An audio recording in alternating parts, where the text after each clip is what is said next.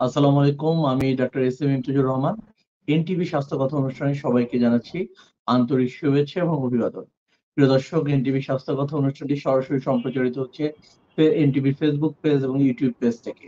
আজকের অনুষ্ঠানের বিষয় দুর্ঘটনা পরবর্তী পুনর্বাসন চিকিৎসা। আজ এই গুরুত্বপূর্ণ বিষয় নিয়ে কথা বলতে আমাদের সাথে উপস্থিত আছেন স্বনামধন্য চিকিৎসক doctor M Yasin Ali, chief consultant and chairman, Dhaka city physiotherapy হাসপাতাল, ধানমন্ডি, ঢাকা। আসসালামু আলাইকুম ডক্টর মিয়াসিন আলী, আপনাকে সাদর সম্ভাষণ জানাচ্ছি এনটিভি স্বাস্থ্য কথা অনুষ্ঠানে। আপনি ভালো আছেন? জি, আলহামদুলিল্লাহ ভালো। আপনাকেও ধন্যবাদ। অসংখ্য ধন্যবাদ। প্রিয় দর্শক, আজকের অনুষ্ঠানটি প্রচারিত হচ্ছে ঢাকা সিটি ফিজিওথেরাপি হাসপাতালের সৌজন্যে। যেমনটি বলছিলাম, দুর্ঘটনা পরবর্তী পুনর্বাসন চিকিৎসা নিয়ে আজ আমরা কথা বলব। জানতে চেষ্টা করব দুর্ঘটনা পরবর্তী পর্যায়ে পুনর্বাসন চিকিৎসা ব্যবস্থাটি কেমন হবে এবং আমাদের দেশে এই ব্যবস্থাটি কেমন? আপনাদের অনুষ্ঠানের শুরুতেই একটি তথ্য দিয়ে শুরু করতে চাই। বাংলাদেশ যাত্রী কল্যাণ সমিতির তথ্য মতে ঈদের ছুটিতে প্রায় ৪৬০ জনের অধিক মানুষ যারা কিনা রোড ট্রাফিক অ্যাক্সিডেন্টে মৃত্যুবরণ করেছেন এবং অনেকে আহত হয়েছেন। এই যে একটি বড় অংশ প্রতি বছরই দুর্ঘটনার শিকার পতিত হচ্ছে এবং দুর্ঘটনা পরবর্তী পর্যায়ে অনেকে পঙ্গুত্বের শিকার হচ্ছেন, যেটা কোনো সময়ই কাম্য নয়। সে ব্যাপারগুলো নিয়ে আমরা জানতে চেষ্টা করব আমাদের আজকের অতিথির মাধ্যমে। প্রথমে একটু জেনে নিতে চাই, এই যে রোড ট্রাফিক অ্যাক্সিডেন্ট দিন, দিন বেড়েই চলেছে এবং ক্রমান্বয়ে বেড়েই চলেছে। এ ব্যাপারে আসলে আপনার মন্তব্য কি? জি, অনেক ধন্যবাদ। আসলে আমাদের দেশের প্রেক্ষাপটে আমরা দেখতে পাই, আপনি যে এই পরিসংখ্যানটি দিলেন, আসলে খুবই দুঃখজনক হলেও সত্য। প্রতিনিয়তই আমরা রোড ট্রাফিক অ্যাক্সিডেন্টের ঘটনা শুনে থাকি এবং খুব মর্মান্তিক ঘটনা, যেখানে অনেকে মৃত্যুবরণ করে এবং অনেকে বেঁচে থাকলেও তারা পঙ্গুত্ব বরণ করে। এই ২ টা জিনিসই কিন্তু অনেক বেদনাদায়ক এবং যে পরিবার এই ভিকটিম বা এই দুর্ঘটনার শিকার হন, ওই পরিবারটাও কিন্তু পঙ্গুত্ব বরণ করে। অনেক সময় দেখা যায় যে ওই পরিবারের প্রধান ব্যক্তি তিনি হয়তো অ্যাক্সিডেন্টে তার স্পাইনাল কর্ড ইনজুরি হলো, ৪ হাত পা প্যারালাইজড হয়ে গেল। অথবা কারো হেড ইনজুরি হলো, দীর্ঘমেয়াদী তাদের আইসিইউ বা সিসিইউতে থেকে চিকিৎসা লাগে। তো এরকমভাবে ওই পরিবারটাও পঙ্গুত্বের দিকে চলে যায়। তো এই ব্যাপারে আসলে আমাদের অনেক মানে সচেতন হতে হবে। এই রোড ট্রাফিক অ্যাক্সিডেন্ট ছাড়াও আমরা অনেক সময় দেখতে পাই যে কনস্ট্রাকশন রিলেটেড কাজের সাথে অনেকে জড়িত থাকেন। তারা বিভিন্নভাবে এই ধরনের দুর্ঘটনার শিকার হন। অনেকে ফল ফ্রম হাইট, উপর থেকে পড়ে যান এবং আমরা গ্রাম অঞ্চলের দিকে দেখতে পাই, আপনি নিজেও নিশ্চয়ই দেখে থাকবেন। অনেকে বিভিন্ন সময় উপরে উঠে, গাছে ওঠে, অনেকে নারিকেল নামানোর জন্য ওঠে বা এরকম বিভিন্ন ক্ষেত্রে তারাও পড়ে যেয়ে এই ধরনের দুর্ঘটনার শিকার হন। এগুলো একটা বিষয়। আরো কিছু দুর্ঘটনা বলতে আমরা যেমন বুঝাই, যেমন স্পোর্টস ইনজুরি বা খেলাধুলা সংক্রান্ত কিছু আঘাতজনিত সমস্যা নিয়ে আমাদের কাছে রোগীরা অনেক সময় আসেন। এছাড়া আমরা দেখতে পাই রিসেন্ট টাইমে আমরা কিছু সিডেন্টারি লাইফ লিড করে এরকম মানুষ হঠাৎ করে খেলতে যান। যার কারণে দেখা যায় যে তাদের কোনো ওয়ার্ম আপ ছাড়া খেলতে যেয়ে তাদের এই সমস্যাগুলো আমরা দেখতে পাই। জিমে যে হঠাৎ করে ভারী ওজন উঠায় সেক্ষেত্রেও কিন্তু কিছু দুর্ঘটনা হয়, যেটা কিন্তু আমাদের স্পাইনের উপর প্রভাব ফেলে। তো আসলে ওভারঅল আপনি দুর্ঘটনা বলতে যেটা বুঝি আমরা, যেমন road traffic accident, construction related, খেলাধুলাজনিত এবং আমাদের পারিপার্শ্বিক কাজে কর্মে আমাদের দৈনন্দিন অ্যাক্টিভিটিজ এর মধ্যেও কিছু দুর্ঘটনা ঘটে। এই সব মিলিয়ে আসলে দুর্ঘটনা কারণই কাম্য নয়। আমরাও চাই যে আসলে আমরা যতটা সম্ভব যার জায়গা থেকে সচেতন থেকে এই দুর্ঘটনাটাকে যতটুকু কমিয়ে নিয়ে আসা যায়। জি, অনেক ধন্যবাদ। খুব সুন্দর করে ব্যাখ্যা করেছেন। প্রিয় দর্শক, দুর্ঘটনাজনিত কারণে অনেক সময় বিভিন্ন ধরনের আমরা বিড়ম্বনার শিকার হয়ে থাকি। এক্ষেত্রে আমাদের চিকিৎসা ব্যবস্থা যেরকম দরকার হয়, সেরকম কিন্তু অনেক সময় আমাদের কোয়ালিটি অফ লাইফ যেটা, সেটা কিন্তু অনেক সময় বিঘ্ন ঘটে। আমরা কাজ থেকে অনেক দিনের জন্য কাজ থেকে বাইরে চলে যাই। এই যে রোড ট্রাফিক অ্যাক্সিডেন্ট পরবর্তী পর্যায়ে আমরা বেশিরভাগ সময় ফ্র্যাকচার রিলেটেড কেসগুলো হরহামেশাই দেখতে পাই। আপনি যেটা বলছিলেন যে গাছ থেকে পড়ে গিয়ে বা বিভিন্ন ধরনের স্পোর্টস ইনজুরির ক্ষেত্রে অনেক সময় আমরা এই ধরনের হরহামেশাই ফ্র্যাকচার রিলেটেড প্রোগ্রাম গুলো দেখতে পাই। এই ফ্র্যাকচার রিলেটেড প্রবলেম পরবর্তী পর্যায়ে প্লাস্টার জনিত সমস্যা বা বিভিন্ন ধরনের যে সার্জারি করা হয়ে থাকে, এর পরবর্তী পর্যায়ে বিভিন্ন ধরনের রিহ্যাবিলিটেশন প্রসেস এর মধ্য দিয়ে তাকে যেতে হয়। বিকজ রিহ্যাবিলিটেশন প্রসেসটা যদি কমপ্লিটলি বেটার হয়, তাহলে কিন্তু তার ওয়ার্কিং লাইফটাও কিন্তু বেটার হয়। এই ব্যাপারে আসলে আপনার মন্তব্য কি, ডক্টর ইয়াসিন আলী?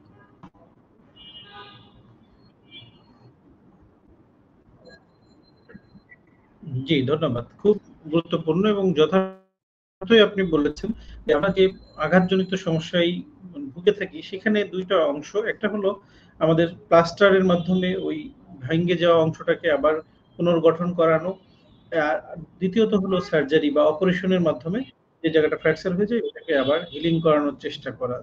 তো দুইটা ক্ষেত্রেই আমরা দেখতে পাই যে যেমন একটা আমরা সাপোজ ফর এক্সাম্পল ধরে নিই যে আমাদের হিউমেরাস ফ্র্যাকচার হলো এবং আমরা শ্যাফট অফ হিউমেরাস ফ্র্যাকচার, এই ফ্র্যাকচারের ক্ষেত্রে ট্রিটমেন্টে আপনি জানেন যে আমাদের উপরের যে জয়েন্ট এবং নিচের জয়েন্ট, যেটাকে আমরা মেডিকেল ভাষায় প্রক্সিমাল এবং ডিস্টাল দুইটা জয়েন্টকেই আমরা কিন্তু ফিক্সড করে দিতে হয়, যার ফলে আদারওয়াইজ এই শ্যাফট বা মাঝখানের অংশটা জোড়া লাগবে না যদি মুভমেন্ট হয়, নড়াচড়া হয়। তো তেমনি ভাবে যে অংশটাই আমাদের ফ্র্যাকচার হলো সেটা হাতে হোক পায়ে হোক, আমাদের উপরের এবং নিচের জয়েন্টকে স্ট্রিপ করে দিতে হয়, মানে ফিক্সড করে দিতে হয়। সো এই প্লাস্টারের যে ইফেক্ট আমাদের যাতে জোড়া লাগে সেই ইমোবিলাইজ করতে যে আমাদের দুইটা জয়েন্টই ক্ষতিগ্রস্ত হয়, এবং প্লাস্টার খুলে দেওয়ার পরে যখন জোড়া লেগে গেল কিন্তু তার হাত পায়ের যে অংশ ফ্র্যাকচার ছিল তার উপরের এবং নিচের জয়েন্ট দুইটা জমাট বেঁধে যায়। এই যে জমাট বেঁধে যাওয়ার কারণে তাকে আবার পূর্বের জায়গায় ফিরিয়ে নিয়ে যাওয়া, এই চিকিৎসাটাকে আমরা বলি ফিজিওথেরাপি বা পুনর্বাসন চিকিৎসা ব্যবস্থা। তো এই চিকিৎসাটা আমাদের দেশে সচেতনতার অভাব থাকায় অনেকে এটাকে খুব বেশি গুরুত্ব দেয় না, যার ফলে দেখা যায় যে পার্শিয়ালি একটা আমরা বলি যে কিছুটা সমস্যাগ্রস্ত অবস্থায় উনি থেকে যান, যেটা অনেকের ক্ষেত্রে যেমন দেখা যায় একজন হাতে কম্পিউটারে কাজ করেন বা একটা ফাইন ওয়ার্ক করেন, একটা আর্টিস্ট, এরকম ভাবে একজন লেখালেখি করেন, কেউ সুই সুতার কাজ করেন, প্রত্যেকটা ক্ষেত্রেই যদি হাতের মুভমেন্টগুলো স্বাভাবিক না হয় সে তার স্বাভাবিক কর্মজীবনে ফিরে যেতে পারে না। তো এটা যেমন একটা তার কাজে ব্যাহত হলো বা সে তার পূর্বে কর্মজীবনে ফিরে যেতে পারলো না, তাকে কিন্তু আমরা বলি কিছুটা হলেও তার একটা এক ধরনের অপারগতা বা যেটাকে আমরা পঙ্গুত্ব না বললেও আমরা বলবো যে পুরোপুরি ডিজেবল না হলেও একটা কাজে সে ডিজেবল হয়ে গেল। তো এটাকে কিন্তু আবার স্বাভাবিক জীবনে ফিরিয়ে নেওয়া সম্ভব তখনই যখনই আমরা প্লাস্টার খোলার পরবর্তীতে রিহ্যাবিলিটেশন বা পুনর্বাসন সেবাটা সঠিকভাবে নিতে পারি। তো এই ক্ষেত্রে আমাদের সচেতন হতে হবে বোধ চিকিৎসক এবং রোগী উভয়কেই। কারণ অনেক সময় আমরা দেখতে পাই চিকিৎসক হয়তো কিছু এক্সারসাইজ দেখিয়ে দিলেন, বাসায় যেটা করবেন এবং এটা সঠিকভাবে করতেও পারে না, যার ফলে তাদের একটা পার্শিয়াল ডিসএবিলিটি তাদের থেকে যায়। এই জায়গায় সচেতন হতে হবে এবং আমরা দেখতে পাই এক্সপেরিয়েন্স বা অভিজ্ঞতা থেকে বা ফিজিওথেরাপির চিকিৎসা পুনর্বাসনটা সঠিকভাবে নেয় তাহলে স্বাভাবিক জীবনে ফিরে যেতে পারে, তার ওই ওয়ার্কিং ক্যাপাবিলিটিটাও ফিরে আসে, জয়েন্টের রেঞ্জ অফ মোশন গুলো স্বাভাবিকভাবে ফিরে আসে। জি, অনেক ধন্যবাদ, খুব সুন্দর করে ব্যাখ্যা করেছেন প্রিয় দর্শক। এই যে প্লাস্টার পরবর্তী পর্যায়ে যে পুনর্বাসন প্রক্রিয়াটি, এই পুনর্বাসন প্রক্রিয়াটি খুবই ইম্পর্টেন্ট এবং যারা আপনাদের অর্থোপেডিক সার্জন যারা সাধারণত এই জিনিসগুলো ডিল করে থাকেন তারা কিন্তু আপনাদেরকে পরামর্শ দিয়ে থাকেন যে পুনর্বাসন প্রসেসটা প্রপারলি করার জন্য। পুনর্বাসন প্রক্রিয়া যদি প্রপারলি হয় তাহলে কিন্তু আপনার কোয়ালিটি লাইফ বাড়বে এবং যে হ্যাজার্ড গুলো ছিল সেই হ্যাজার্ড থেকে কিন্তু আপনি রিলিফ পাবেন অনেকাংশে। আমরা আরো বিস্তারিত জানতে চেষ্টা করব। আমরা একটি ছোট্ট বিজ্ঞাপন বিরতিতে যাচ্ছি। ঢাকা সিটি ফিজিওথেরাপি হাসপাতালের সৌজন্যে বিজ্ঞাপন বিরতি। আমাদের সাথেই থাকুন, খুব শীঘ্রই ফিরে আসছি। মিসেস সামিহা রহমান একজন ব্যাংকার। বিগত 10 বছর ধরে পেশাগত দায়িত্ব পালনের জন্য তাকে দিনের বেশিরভাগ সময় কাটাতে হয়েছে চেয়ারে বসে। সে কারণে দীর্ঘদিন ধরে কোমর ও ঘাড় ব্যথায় ভুগছেন তিনি। এই ব্যথা সমাধানের জন্য ছুটেছেন দেশের নামিদামি সব হাসপাতালে, খরচ করেছেন হাজার হাজার টাকা। সব আশা ছেড়ে দিয়ে যখন বিদেশে চিকিৎসা নেওয়ার কথা ভাবছেন তখন অফিসে আসা নতুন ম্যানেজার সামিয়া রহমানকে পরামর্শ দিলেন ঢাকা সিটি ফিজিওথেরাপি হাসপাতালে চিকিৎসা নেয়ার। নতুন ম্যানেজারের কথায় ভরসা রেখে সামিহা রহমান ধানমন্ডিতে অবস্থিত ঢাকা সিটি ফিজিওথেরাপি হাসপাতালে গিয়ে ডাক্তারের পরামর্শ অনুযায়ী চিকিৎসা শুরু করলেন। কয়েকদিনের মধ্যেই তিনি দেখলেন তার দীর্ঘদিনের কোমর ও ঘাড় ব্যথা কমতে শুরু করেছে। বিদেশে না গিয়ে কম খরচে দেশে চিকিৎসা করিয়ে মিসেস সামিহা রহমান যেমন সন্তুষ্ট, তেমনি দেশে হাঁটু, ঘাড়, কোমর ব্যথা ও প্যারালাইসিস রোগের আন্তর্জাতিক মানের চিকিৎসা সেবা দিতে পেরে ঢাকা সিটি ফিজিওথেরাপি হাসপাতাল গর্বিত। ঢাকা সিটি ফিজিওথেরাপি হাসপাতাল, ফিজিওথেরাপি চিকিৎসায় নির্ভরতার প্রতীক। প্রিয় দর্শক, বিজ্ঞাপন বিরতি শেষে আমরা অনুষ্ঠানে ফিরে এসেছি। আলোচনা করছি এনটিভি স্বাস্থ্য কথা এবং আমাদের আজকের আলোচনার বিষয় দুর্ঘটনা পরবর্তী পুনর্বাসন চিকিৎসা। আমাদের সাথে যুক্ত আছেন ডক্টর এম ইয়াসিন আলী। বিরতির আগে তো আমরা অনেকগুলো ব্যাপার নিয়ে টপিকস নিয়ে কথা বললাম। আমরা একটু জেনে নিতে চাই, অনেক ক্ষেত্রে গ্রামগঞ্জে আমরা দেখতে পাই যে কেউ যদি এরকম অ্যাক্সিডেন্টে হয় বা পড়ে গিয়ে যদি ব্যথা পেয়ে থাকে, অনেক সময় এক্স-রে করে দেখা যায় বোন চিয়ারটি হয়নি। তারা প্লাস্টার করতে চান না। বাট দেখা যায় যে ১ বছর বা ২ বছর পরে এই ব্যথাটা আবার রিকার করে। এক্ষেত্রে আসলে আপনার পরামর্শ কি হবে?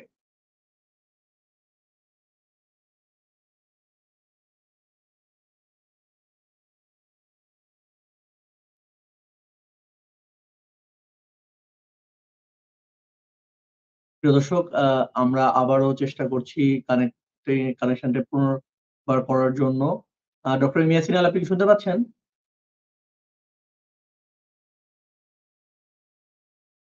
প্রিয় দর্শক, আমরা কথা বলছি দুর্ঘটনা পরবর্তী পুনর্বাসন চিকিৎসা। আমাদের সাথে যুক্ত আছেন doctor M Yasin Ali.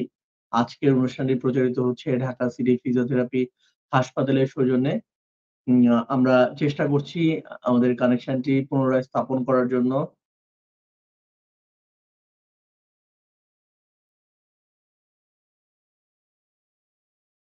Mrs Samiha Rahman একজন ব্যাংকার। বিগত ১০ বছর ধরে পেশাগত দায়িত্ব পালনের জন্য তাকে দিনের বেশিরভাগ সময় কাটাতে হয়েছে চেয়ারে বসে। সে কারণে দীর্ঘদিন ধরে কোমর ও ঘাড় ব্যথায় ভুগছেন তিনি। এই ব্যথা সমাধানের জন্য ছুটেছেন দেশের নামিদামি সব হাসপাতালে, খরচ করেছেন হাজার হাজার টাকা। সব আশা ছেড়ে দিয়ে যখন বিদেশে চিকিৎসা নেওয়ার কথা ভাবছেন, তখন অফিসে আসা নতুন ম্যানেজার সামিয়া রহমানকে পরামর্শ দিলেন ঢাকা সিটি ফিজিওথেরাপি হাসপাতালে চিকিৎসা নেয়ার।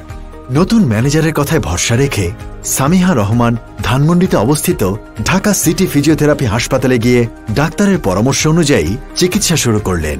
কয়েকদিনের মধ্যেই তিনি দেখলেন তার দীর্ঘদিনের কোমর ও ঘাড় ব্যথা কমতে শুরু করেছে।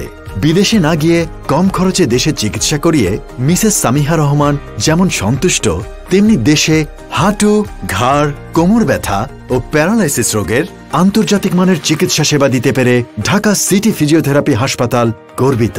ঢাকা সিটি ফিজিওথেরাপি হাসপাতাল, ফিজিওথেরাপি চিকিৎসায় নির্ভরতার প্রতীক। প্রিয় দর্শক, বিজ্ঞাপন বিরতি শেষে আমরা অনুষ্ঠানে ফিরে এসেছি। আলোচনা করছি এনটিভি স্বাস্থ্য কথা এবং আমাদের আজকের আলোচনার বিষয় দুর্ঘটনা পরবর্তী পুনর্বাসন চিকিৎসা। আমাদের সাথে যুক্ত আছেন ডাক্তার এম ইয়াসিন আলী। বিরতির আগে আমরা অনেকগুলো টপিকস নিয়ে কথা বলেছিলাম। এই পর্যায়ে আমরা একটু জেনে নিতে চাই যে অনেক ক্ষেত্রেই আমরা দেখি যে গ্রামগঞ্জে অনেকেই ব্যথা পেয়েছেন বা আঘাতজনিত কারণে আঘাত পেয়েছেন। ওই ক্ষেত্রে এক্স-রে না করেই অনেক ক্ষেত্রে ট্রিটমেন্ট দেওয়া হয়ে থাকে এবং ট্রিটমেন্টটি প্লাস্টার না করে ব্যথার ওষুধ সেবন করতে থাকেন। ব্যথার ওষুধ খেয়ে হয়তোবা ব্যথাটি কমে যায়। বাট কিছুদিন পরে এই ব্যথাটি আবার পুনরায় রিকার করে। এই ব্যাপারে আসলে আপনার মন্তব্য কি ডক্টর ইয়াসিন আলী?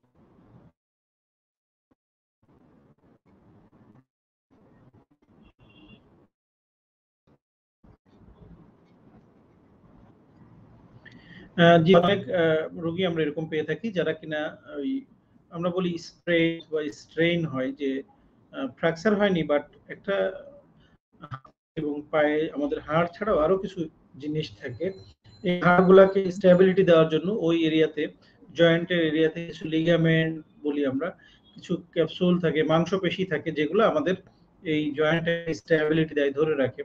তো অনেক সময় দেখা যায় যে হার্ট টিস্যু, যেটাকে আমরা বোনস বলি, এটা ক্ষতিগ্রস্ত না হলেও সফট টিস্যু ইনজুরি হয়, যেটা আমাদের কিন্তু বেশি মারাত্মক। আমরা অনেক সময় দেখতে পাই, যেমন আমরা যদি একটা উদাহরণস্বরূপ বলতে পারি, আমরা যারা গ্রামে বসবাস করেছি দেখেছি বাঁশের কুঞ্চি নামে একটা জিনিস আছে, যেটা যদি আপনার কাঁচা অবস্থায় থাকে এটা দেখবেন যদি আমরা ভাঙতে চাই তাহলে এটা ভাঙবে না, মচকে যাবে এবং সেখানে এক ধরনের ক্ষত তৈরি হয়। তো কিন্তু যখন এটা শক্ত থাকে বা মানে শুকনা থাকে, চাপ দিলে ভেঙে যায়। তো হাড়ের ক্ষেত্রে যেটা হয়, হাড়টা ভেঙে যায়, অতটা মারাত্মক হয় না। কিন্তু অনেক ক্ষেত্রে আমরা দেখতে পাই যখন লিগামেন্ট ইনজুরি হয় এবং এটা স্প্রেন বা স্ট্রেন হয়, এই ক্ষেত্রে রোগী সুস্থ হতে দীর্ঘমেয়াদী সময় চলে যায়। অনেকে আমাদের কাছে বলে যে স্যার ভেঙে গিয়েছিল একবার, প্লাস্টার করেছি, ভালো হয়ে গেছে, কিন্তু এই একবার একটু অ্যাঙ্কেল স্প্রেন হলো, এটা আর ভালো হচ্ছে না। তো আসলে একটা জিনিস এখানে গুরুত্বপূর্ণ, ভেঙে যায় আমরা তো প্লাস্টার করে দিচ্ছি, ইমোবিলাইজ করে রাখছি, জায়গাটা হিলিং হওয়ার যথেষ্ট সুযোগ। কিন্তু যখন এই ধরনের স্প্রেন বা স্ট্রেন হয়, তখন কিন্তু আমরা ওই পর্যাপ্ত বিশ্রামটা নিই না। আমরা মনে করি একটু সামান্য সমস্যা এমনিতেই চলে যাবে, ওটার উপর দিয়ে আমরা লোড নিই, স্বাভাবিক কাজকর্ম করি, ইভেন যে প্রফেশনে আছি ওই কাজটা থামাই না, যার ফলে এটা প্রতিনিয়ত একটা মাইক্রো ট্রমা থাকে, এবং যে কারণে এটার যে ইফেক্ট এটা দীর্ঘমেয়াদী থাকে এবং রিকারেন্টলি আমরা ভুগতে থাকি। তো এই জায়গায় আমাদের সবচেয়ে সচেতন হতে হবে, চিকিৎসকের পরামর্শ অনুযায়ী কখনো সফট টিস্যু ইনজুরি হিলিং এ আমরা বলি 2 সপ্তাহ, কখনো 3 সপ্তাহ, কখনো 4 সপ্তাহ সম্পূর্ণ বিশ্রাম, সাথে আমরা হয়তো প্লাস্টার না দিলেও ওখানে এক ধরনের ব্যান্ডেজ করে দিতে পারি, সেটা অনেক ক্রেপ ব্যান্ডেজ হতে পারে, বা অনেক সময় আমরা ব্যাক স্ল্যাব দিয়ে সেখানে গজ দিয়ে আমরা একটা প্লাস্টার মতোই প্রায় সেই ব্যান্ডেজ করে দিই, এবং ওইটার সাথে সাথে রোগীর যে অ্যাসোসিয়েটেড অ্যাক্টিভিটিস সেগুলোকে আমরা একটু না করি। তো এই সম্মিলিতভাবে যদি এটা করা যায়, এবং এটার পরবর্তীতে অনেক সময় হিলিং হওয়ার জন্য ওষুধের পাশাপাশি যেমন ফিজিওথেরাপির প্রয়োজন পড়ে, ওই এরিয়াগুলোতে যে ক্ষতিগ্রস্ততা তৈরি হয়, সেক্ষেত্রে আমরা ফিজিওথেরাপির মাধ্যমে তার চারিপাশের যে অন্যান্য স্ট্রাকচার আছে সেগুলোকে আমরা স্ট্রেংথেনিং করি। তাহলে দেখা যায় একটা ঘরের যদি 4টা পিলার থাকে, একটা কোনো কারণে উইক হলে বাকি 3টাকে যদি আমরা একটু স্ট্রেংথেনিং করতে পারি, তাহলে কিন্তু ওইটার ইফেক্টটা যাতে ওই আঘাতগ্রস্ত পিলারের উপর না পড়ে। ঠিক তেমনই ফিজিওথেরাপি, এক্সারসাইজ এবং তার লাইফস্টাইলে পরিবর্তন এনে এই ধরনের ইনজুরি গুলো থেকে আমরা পরিত্রাণ পেতে পারি বা সুস্থ হতে পারি। জি, অনেক ধন্যবাদ। খুব চমৎকারভাবে ব্যাখ্যা করেছেন প্রিয় দর্শক।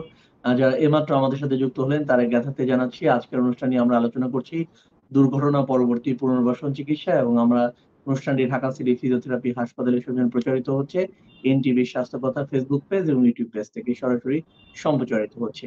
অনেক ক্ষেত্রে আমরা দেখে থাকি যে এই যে স্পোর্টস ইনজুরির ক্ষেত্রে লিগামেন্ট ইনজুরি খুব কমন একটি প্রবলেম, এবং এই লিগামেন্ট ইনজুরির পরবর্তী পর্যায়ে আর্থ্রোস্কোপি চিকিৎসা সারা বিশ্বে বহুল ব্যবহৃত একটি চিকিৎসা।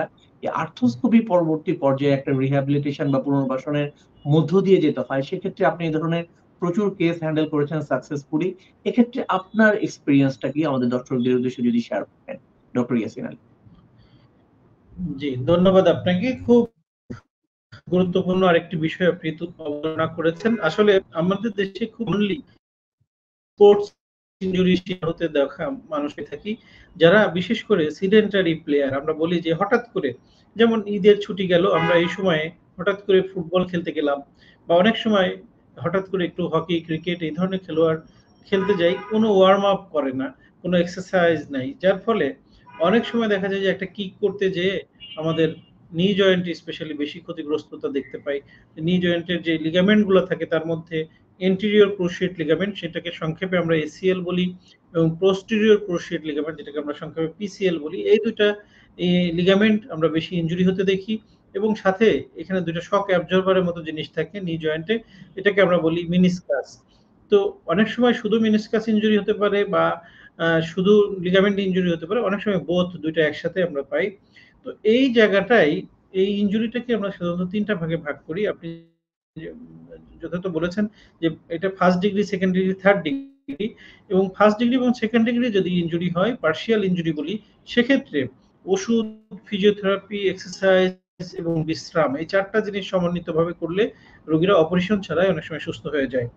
কিন্তু যাদের থার্ড ডিগ্রি হয় বা কমপ্লিট টিয়ার হয়ে যায়, তাদের ক্ষেত্রে কিন্তু আর্থ্রোস্কোপিক সার্জারি ছাড়া আর বিকল্প থাকে না, এবং এই সার্জারিটাও এখন খুবই সমাদৃত একটি সার্জারি বা চিকিৎসা পদ্ধতি, এবং এটার মাধ্যমে অনেক রোগী সুস্থতা পাচ্ছে। কিন্তু এখানে 2টা বিষয় আছে, আপনি যেটা বললেন, অপারেশন একটা ট্রিটমেন্ট, এবং অপারেশন পরবর্তী পুনর্বাসন বা তাকে সুস্থ হওয়ার জন্য যে ফিজিওথেরাপি এবং রিহ্যাবিলিটেশন, এটা খুবই গুরুত্বপূর্ণ।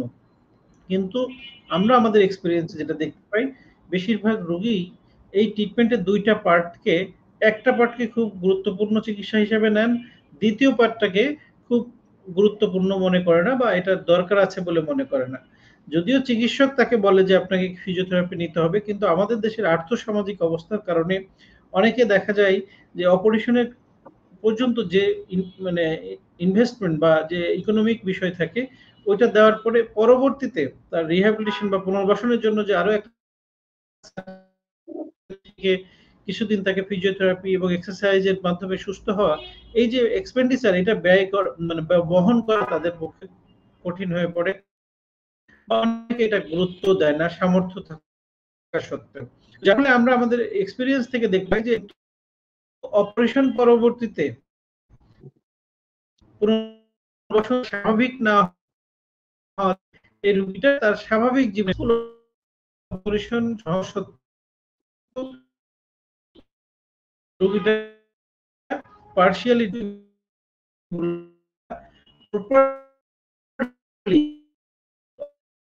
অপারেশন এবং জি, আমরা বুঝতে পারলাম প্রিয় দর্শক যে অপারেশন পরবর্তী পর্যায়ে যে লিগামেন্ট ইনজুরি, আর্থ্রোস্কোপি পরবর্তী পর্যায়ে ফিজিওথেরাপি একটি চমৎকার রোল আছে এবং অবশ্যই ফিজিওথেরাপিটি করাটা very important.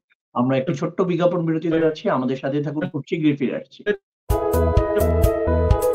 Dhaka city physiotherapy হাসপাতাল, আধুনিক চিকিৎসা সেবার নিশ্চয়তা। ডাক্তার এম ইয়াসিন আলী স্যারের তত্ত্বাবধানে চিকিৎসা দেওয়া হয়। অপারেশনবিহীন হাঁটু, কোমর, প্যারালাইসিস ও পঙ্গু রোগের আধুনিক চিকিৎসা সেবার নিশ্চয়তা।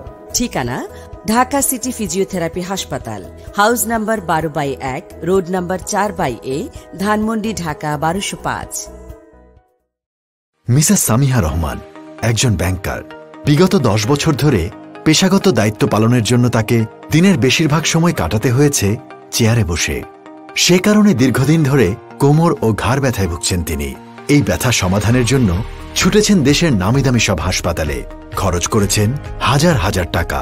সব আশা ছেড়ে দিয়ে যখন বিদেশে চিকিৎসা নেওয়ার কথা ভাবছেন, তখন অফিসে আসা নতুন ম্যানেজার সামিয়া রহমানকে পরামর্শ দিলেন ঢাকা সিটি ফিজিওথেরাপি হাসপাতালে চিকিৎসা নেয়ার।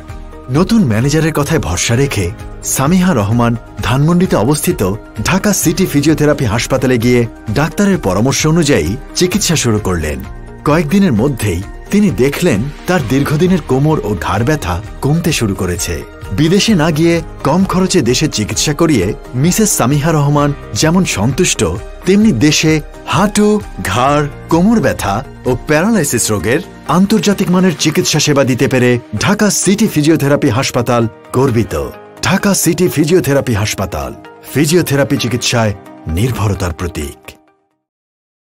প্রিয় দর্শক, বিজ্ঞাপন বিরতি শেষে আমরা আমার অনুষ্ঠানে ফিরে এসেছি। আলোচনা করছি এনটিভি স্বাস্থ্য কথায় দুর্ঘটনা পরবর্তী পুনর্বাসন চিকিৎসা। আমাদের সাথে যুক্ত আছেন ডক্টর এম ইয়াসিন আলী। বিরতির আগে আমরা দুর্ঘটনা পরবর্তী পুনর্বাসন চিকিৎসার ক্ষেত্রে অনেকগুলো টপিকস নিয়ে আমরা আলোচনা করেছি। এর মধ্যে একটি খুব ইম্পর্টেন্ট টপিকস আমরা কথা বলছিলাম, এই যে দুর্ঘটনা পরবর্তী পর্যায়ে ফিজিওথেরাপির যে একটি ভূমিকা আছে। কারণ ফিজিওথেরাপির ভূমিকাটি হচ্ছে এরকম যে বিভিন্ন ধরনের ফ্র্যাকচার হচ্ছে, বিভিন্ন ধরনের সার্জারি করতে হচ্ছে, বাট এই ক্ষেত্রে অনেক ক্ষেত্রেই দেখা যায় যে এই ফিজিওথেরাপি যদি না নেওয়া হয়, তাহলে তার যে সফট টিস্যু গুলো স্ট্রেংথেনিং হয়, স্ট্রেংথেনিং গুলো হতে পারে না এবং পেশেন্ট তার কোয়ালিটিফুল অফ লাইফটা লিড করতে পারে না। এই জন্যই বলা হচ্ছে যে দুর্ঘটনা পরবর্তী পুনর্বাসন চিকিৎসাটি আসলে খুবই ইম্পর্টেন্ট এবং সময় উপযোগী একটি চিকিৎসা। কারণ যেভাবে আপনি প্লাস্টার করছেন বা বিভিন্ন ধরনের সার্জারি করছেন, সেক্ষেত্রে যদি আপনি রিহ্যাবিলিটেশনটা যদি প্রপারলি করতে পারেন একজন আন্তর্জাতিক মানের এবং আন্তর্জাতিক সেন্টার থেকে, ফিজিওথেরাপি সেন্টার থেকে যদি আপনি সেই এক্সারসাইজ গুলো যদি আপনি প্রপারলি যদি করতে পারেন, ডেফিনেটলি কিন্তু আপনি কিন্তু তার কাঙ্ক্ষিত যে রেজাল্ট, সেই রেজাল্টে কিন্তু আপনি ডেফিনেটলি পাবেন। সবসময় আমরা বলে থাকি যে সার্জারির আগে এবং সার্জারির পরে আপনি যে সার্জনের সংস্পর্শে আসছেন, সেই সার্জনে কিন্তু আপনাকে বলে দিচ্ছেন যে একজন ফিজিওথেরাপিস্টের সংস্পর্শে এসে এক্সারসাইজ গুলো করা, রিহ্যাবিলিটেশন গুলো করা। এই রিহ্যাবিলিটেশন যদি প্রপারলি আপনারা করতে পারেন, ডেফিনেটলি কিন্তু আপনারা অনেক বেশি ভালো থাকবেন। প্রিয় দর্শক, আমরা চেষ্টা করছি আমাদের অতিথি চিকিৎসককে কানেক্ট করার জন্য। মানে আমরা কিছুটা ইন্টারনেট জড়িত সমস্যায় পড়েছি, এই জন্য আমরা কানেক্ট করতে পারছি না। আমরা চেষ্টা করছি দ্রুত ওনার সাথে কানেক্ট করার জন্য। আমরা একটি ছোট্ট বিজ্ঞাপন বিরতিতে যাচ্ছি। ঢাকা সিটি ফিজিওথেরাপি হাসপাতালের সৌজন্যে বিজ্ঞাপন বিরতি। আমাদের সাথে থাকুন, খুব শীঘ্রই। মিসেস সামিহা রহমান একজন ব্যাংকার। বিগত 10 বছর ধরে পেশাগত দায়িত্ব পালনের জন্য তাকে দিনের বেশিরভাগ সময় কাটাতে হয়েছে চেয়ারে বসে। সে কারণে দীর্ঘদিন ধরে কোমর ও ঘাড় ব্যথায় ভুগছেন তিনি। এই ব্যথা সমাধানের জন্য ছুটেছেন দেশের নামিদামি সব হাসপাতালে, খরচ করেছেন হাজার হাজার টাকা। সব আশা ছেড়ে দিয়ে যখন বিদেশে চিকিৎসা নেওয়ার কথা ভাবছেন, তখন অফিসে আসা নতুন ম্যানেজার সামিয়া রহমানকে পরামর্শ দিলেন ঢাকা সিটি ফিজিওথেরাপি হাসপাতালে চিকিৎসা নেয়ার। নতুন ম্যানেজারের কথায় ভরসা রেখে সামিহা রহমান ধানমন্ডিতে অবস্থিত ঢাকা সিটি ফিজিওথেরাপি হাসপাতালে গিয়ে ডাক্তারের পরামর্শ অনুযায়ী চিকিৎসা শুরু করলেন। কয়েকদিনের মধ্যেই তিনি দেখলেন তার দীর্ঘদিনের কোমর ও ঘাড় ব্যথা কমতে শুরু করেছে। বিদেশে না গিয়ে কম খরচে দেশে চিকিৎসা করিয়ে মিসেস সামিহা রহমান যেমন সন্তুষ্ট, তেমনি দেশে হাঁটু, ঘাড়, কোমর ব্যথা ও প্যারালাইসিস রোগের আন্তর্জাতিক মানের চিকিৎসা সেবা দিতে পেরে ঢাকা সিটি ফিজিওথেরাপি হাসপাতাল গর্বিত। ঢাকা সিটি ফিজিওথেরাপি হাসপাতাল, ফিজিওথেরাপি চিকিৎসায় নির্ভরতার প্রতীক। প্রিয় দর্শক, বিজ্ঞাপন বিরতি শেষে আমরা আমার অনুষ্ঠানে ফিরে এসেছি। আলোচনা করছি এনটিভি স্বাস্থ্য কথায় দুর্ঘটনা পরবর্তী পুনর্বাসন চিকিৎসা। আমাদের সাথে যুক্ত আছেন ডক্টর এম ইয়াসিন আলী। বিরতির আগে অনেকগুলো টপিকস আমরা অলরেডি কভার করে ফেলেছি, এই জন্য আপনাকে অসংখ্য ধন্যবাদ। আমরা একটি শেষবারের মতো একটি টপিকস নিয়ে কথা বলতে চাই। দুর্ঘটনায় যারা আক্রান্ত হচ্ছেন বা পতিত হচ্ছেন, অনেক ক্ষেত্রে তারা পক্ষাঘাতগ্রস্ত বা এই ধরনের তারা মানে আর চলাফেরা করতে পারছে না, পঙ্গুত্বের শিকার হচ্ছেন। এক্ষেত্রে দীর্ঘদিন তাকে একটি রিহ্যাবিলিটেশন বা প্রসেসের মধ্যে দিয়ে যেতে হয় এবং এই ধরনের প্রসেস গুলো আপনি খুব সাকসেসফুলি হ্যান্ডেল করেছেন। এক্ষেত্রে আপনার এক্সপেরিয়েন্সটি যদি আমাদের দর্শকদের উদ্দেশ্যে শেয়ার করতেন ডক্টর ইয়াসিন।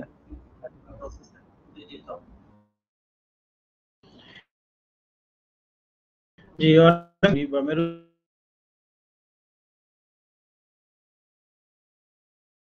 ঘাড়ের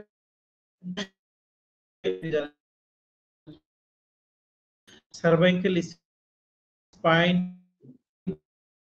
আমাদের চার পায়ের যে নার্ভ গুলা যায় এবং ঘাড়ের অংশ থেকে সাপ্লাই যায়। তো এই ক্ষেত্রে অনেকে আমরা দেখতে পাই কোয়াড্রিপ্লেজিয়া হয়ে যায়, চার হাত পা প্যারালাইজড হয়ে যায়। তো এটা একটা মানুষের জীবনে কিন্তু খুবই ভয়াবহ অবস্থা থাকে। তখন তার হাত পায়ের নাড়ানোর ক্ষমতা থাকে না, তার প্রস্রাব পায়খানায় কন্ট্রোল থাকে না। আর কারো যদি পিঠের অংশে হয় বা কোমরের অংশে হয়, সেক্ষেত্রে আপার লিম বা হাতের অংশগুলো ভালো থাকে, কোমর থেকে নিচের অংশগুলো ক্ষতিগ্রস্ত হয় এবং সেক্ষেত্রে আমরা প্যারাপ্লেজিয়া বলে থাকি। তো এই দুইটি কিন্তু খুবই মানে একটা মানুষের জন্য খুবই মারাত্মক একটা ইনজুরি এবং সেই ইনজুরি থেকে একটা মানুষ একেবারেই পঙ্গুত্বের দিকে চলে যায়। তো সেক্ষেত্রে এই পক্ষাঘাতগ্রস্ততাকে আবার মানে ফিরিয়ে নিয়ে আসার জন্য এখানে আমরা দুইটা ভাগে কাজ করে থাকি। একটা হলো ওই এরিয়াটাকে চিহ্নিত করা, কোন এরিয়াটায় উনি এফেক্টেড এবং সেটাকে রিকনস্ট্রাকশন করা যায় কিনা। অনেক সময় কম্প্রেশন ফ্র্যাকচার হয়, অনেক সময় দেখা যায় যে ভার্টিব্রাগুলো একটা জায়গা থেকে আরেকটা জায়গায় সরে যায়, আমরা স্পন্ডাইলোলিস্থেসিস বলি। তো এইগুলা ক্ষেত্রে দেখা যায় যে এটা সমন্বিত চিকিৎসা লাগে। সেক্ষেত্রে একজন স্পাইন সার্জন, একজন নিউরো সার্জন, এনারা অনেক সময় এটাকে ফিক্সেশন করে দেন অপারেশনের মাধ্যমে, ওই জায়গাটাকে মিনিমাইজ করেন। এর পাশাপাশি তাকে আবার পুনর্বাসন করা বা সুস্থ জায়গায় ফিরিয়ে নিয়ে আসার জন্য ফিজিওথেরাপি এবং রিহ্যাবিলিটেশন চিকিৎসা খুবই গুরুত্বপূর্ণ। এবং এই ক্ষেত্রে আমাদের দেশের প্রেক্ষাপটে আমরা দেখতে পাই যে সিআরপি নামে একটা প্রতিষ্ঠান আছে, centre for rehabilitation of the paralysed.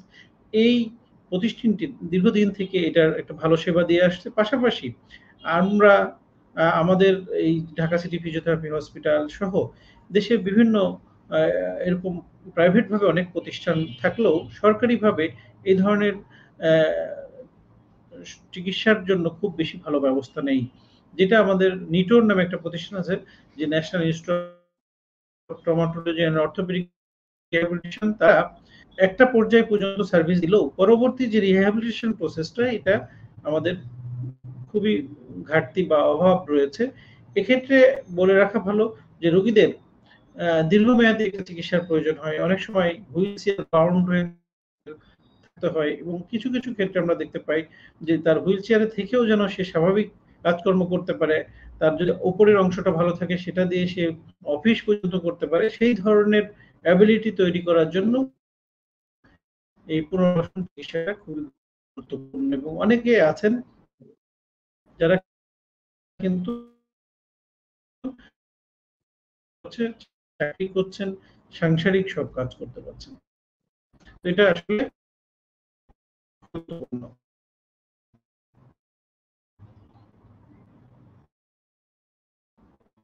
জি, অনেক ধন্যবাদ, খুব সুন্দর করে ব্যাখ্যা করেছেন।